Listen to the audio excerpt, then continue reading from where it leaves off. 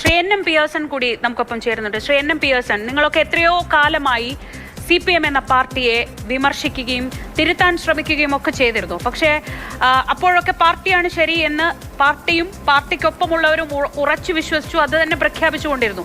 പക്ഷേ അതിൽ തെറ്റുകൾ ഉണ്ടായിരുന്നു എന്ന് ജനം തന്നെ തിരുത്തി കൊടുക്കുന്ന ഒരു ജനവിധിയല്ലേ ഇന്നുണ്ടായത്? അല്ല, ഇത് നമ്മൾ പറയുന്നത്, നമ്മൾ കാണുന്നതും നമ്മൾ അനുഭവിക്കുന്നതുമായ കാര്യങ്ങളുടെ അടിസ്ഥാനത്തിൽ നമ്മൾ പറയുന്ന കാര്യങ്ങളാണ്.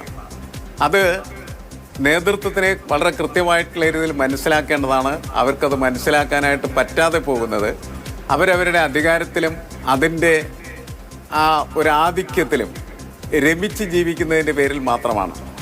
എന്നിട്ട് എല്ലാം പാർട്ടിയാണ് ശരി, പാർട്ടിക്കപ്പുറത്ത് വേറെ ശരിയില്ല എന്ന് പറയും. അപ്പോൾ നമ്മൾ ചോദിക്കുന്ന ഒരു ചോദ്യം, എന്താണ് ഈ പാർട്ടി എന്നുള്ളതാണ്.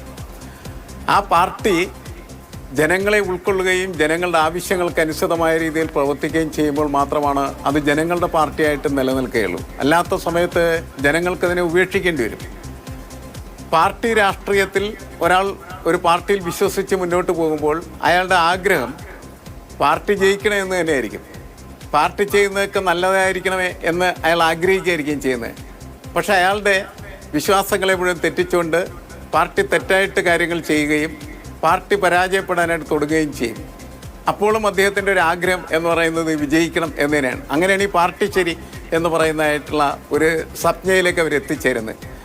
പക്ഷെ അവരെ തിരിച്ചറിയേണ്ടതിരിക്കുന്നു. അണികളും വളരെ വ്യക്തമായിട്ട് തിരിച്ചറിയേണ്ടതുണ്ട്. ഞങ്ങളെപ്പോലെ, ഞാൻ എത്രയോ എനിക്ക് തോന്നുന്നു 10-26 കൊല്ലമായി നമ്മൾ ഈ വിഷയങ്ങൾ അവതരിപ്പിക്കുന്നു. അത് അങ്ങനെ വിമർശനങ്ങൾ മുന്നോട്ട് വെക്കുന്നത് തിരിച്ചറിവിൻ്റെ അടിസ്ഥാനത്തിൽ പാർട്ടി മാറും എന്നുള്ള വിശ്വാസത്തിൻ്റെ അടിസ്ഥാനത്തിലാണ്. കാരണം ഇടതുപക്ഷ രാഷ്ട്രീയം എന്ന് പറയുന്നതിൻ്റെ അതിൻ്റെ ചില സാധ്യതകളുണ്ട് ഏത് സമൂഹത്തെ സംബന്ധിച്ചിടത്തോളം. അതതിൻ്റെ നല്ല രീതിയിലും സർഗാത്മകമായിട്ടുള്ള രീതിയിലും ഉപയോഗിച്ചാൽ മാത്രമാണ് അത് സമൂഹത്തിനും പാർട്ടിക്കും ജനങ്ങൾക്കൊക്കെ ഗുണകരമായി തീരുള്ളൂ. അല്ലാതെ പോകുമ്പോൾ അത് തിരുത്തേണ്ടതാണ്. തിരുത്താൻ പാർട്ടിക്കകത്ത് സംവിധാനമുണ്ട്. സ്വയം വിമർശനവും അതേപോലെ തെറ്റുതിരുത്തലും ഒക്കെ അതിനകത്ത് സംഭവിക്കേണ്ടതായിട്ടുള്ള കാര്യമാണ്, ഉൾപാർട്ടി ജനാധിപത്യം. പക്ഷേ ഇതിനെ സമ്പൂർണ്ണമായി വിഴുങ്ങിക്കഴിഞ്ഞാൽ പിന്നെ എങ്ങനെയാണ് തിരുത്തലുണ്ടാവുക? അങ്ങനെ വരുന്ന സമയത്താണ് അവസാനം ജനങ്ങൾക്ക് ആ ചുമതല ഏറ്റെടുക്കേണ്ടി വരുന്നത്. ആ ചുമതല ഏറ്റെടുക്കപ്പെട്ടൊരു നിമിഷമായിട്ടാണ് നമ്മൾ യഥാർത്ഥത്തിൽ ഇതിനെ കണക്കാക്കേണ്ടിയിരിക്കുന്നത് എന്നാണ് എനിക്ക് തോന്നുന്നത്. തിരുത്താൻ പറയാൻ വീണ്ടും തിരുത്തുകയും ശരിയായ രീതിയിൽ മുന്നോട്ട് പോവുകയും ചെയ്താൽ സാധ്യതകൾ എപ്പോഴും ഒരു വലിയ പ്രസ്ഥാനം എന്ന നിലയ്ക്ക് പ്രസ്ഥാനത്തിന് ബാക്കിയുണ്ട് എന്ന് തന്നെയാണ് നമ്മൾ കണക്കാക്കേണ്ടത്. ഇതെല്ലാവർക്കുള്ള പാഠമാണ്, ഈ ഒരു പാർട്ടിക്ക് മാത്രമല്ല, ഏത് പാർട്ടിക്കും ഇതൊക്കെ തന്നെയാണ്.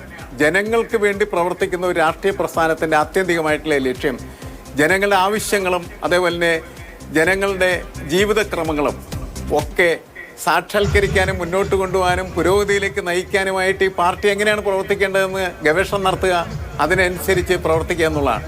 ഒരു പ്രത്യയശാസ്ത്രത്തെ മുന്നിൽ വെച്ചുകൊണ്ട് പ്രവർത്തിക്കുമ്പോൾ ആ പ്രത്യയശാസ്ത്രത്തിന്റെ സാധ്യത അത് ഉപയോഗിക്കാൻ തയ്യാറാണ്.